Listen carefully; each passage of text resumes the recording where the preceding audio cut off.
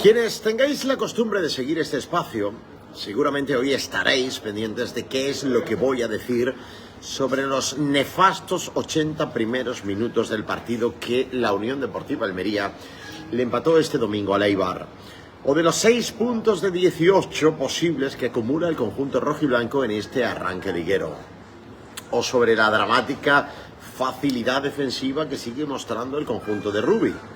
o sobre las increíbles lecturas de partido que el técnico catalán sigue haciendo semana tras semana, aunque este año más que nunca, o por qué no, sobre los buenos 10 minutos finales del cuadro almeriense. Vamos a hablar sobradamente de todo ello a lo largo de la semana, pero me vais a permitir que, como además de persona almeriense, ciudadano y aficionado de la UDA, soy periodista, hoy le dedique estos minutos a lo que sin duda es lo más grave que aconteció en el transcurso de las 4 horas de retransmisión de este fin de semana. 4 horas de retransmisión que cada fin de semana le dedicamos al conjunto rojiblanco. Os hablaba, como sabéis, el único periodista de España que tiene vetado su acceso a un recinto deportivo. Un recinto que además es de titularidad pública, aunque su explotación esté concedida al club. Y por tanto os hablo del único club de España que se permite prohibir el acceso a un campo deportivo a un periodista. Como si en lugar de una constitución aquí lo que rigiese fuese la ley de la selva o la del lejano oeste. Vengo diciendo desde hace tiempo que la gravedad del asunto, con ser muy grave, no se queda en una vulneración de derechos o en un incumplimiento de la Constitución, sino que supone algo aún más preocupante, como es la sensación de impunidad del actuante. Y seguramente más relevante aún, ese clima de connivencia y anulación de la independencia periodística que ello supone. Si en una ciudad mediana como Almería, al periodista que cuenta determinadas cosas que no gustan en una organización, en este caso un club, se le prohíbe ir, se le priva de su libertad de prensa y a sus seguidores de su derecho a ser informados, y si nadie hace nada al respecto, ni hay una reacción, no hay reacción alguna, ni siquiera entre el colectivo de los informadores, yo sé que lo que se ha creado es un clima de omertá que fundamentalmente conocemos del periodo de la mafia. El domingo, tras el partido, tras un nuevo desastre del equipo, un informador, Juan Antonio Manzano, de Onda Cero, preguntó a Rubi acerca de si es consciente de que hay muchos aficionados que ya han asumido, visto lo visto hasta ahora, que el objetivo de este año no es subir, sino permanecer en segunda división. Rubi respondió negando la mayor y la rueda de prensa continuó. Y a la siguiente vez que ese informador pidió la palabra,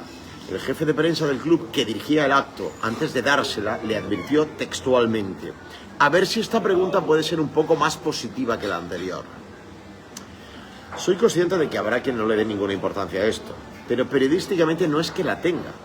es que es de una gravedad extrema y socialmente aún más grave. Las palabras del tal Juan Jomán Porrero suponen la constatación en público de lo que venimos diciendo desde hace tiempo, que estamos ante un club que ha construido, no sabemos con qué argamasa, un sistema en el que se mueve no sale en la foto,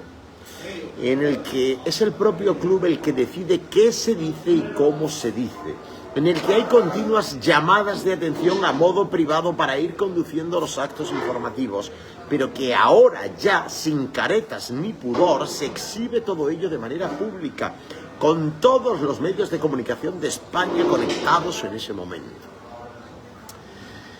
En un país en el que el gobierno socialcomunista intenta aprobar leyes para premiar a los que cuentan las cosas de la manera que a él le interesa y que riega de millones de dinero público a los que le bailan el agua,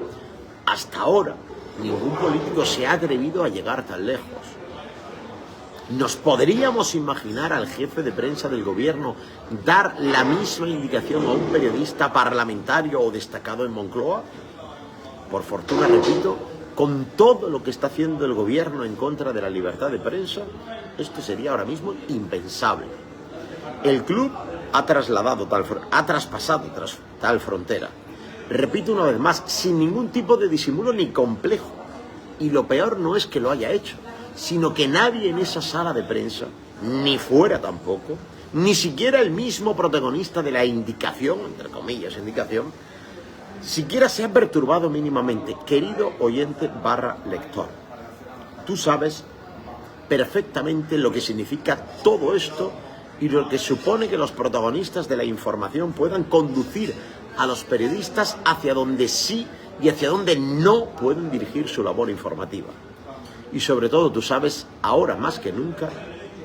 por qué este medio y este periodista están vetados en el estadio de los Juegos Mediterráneos.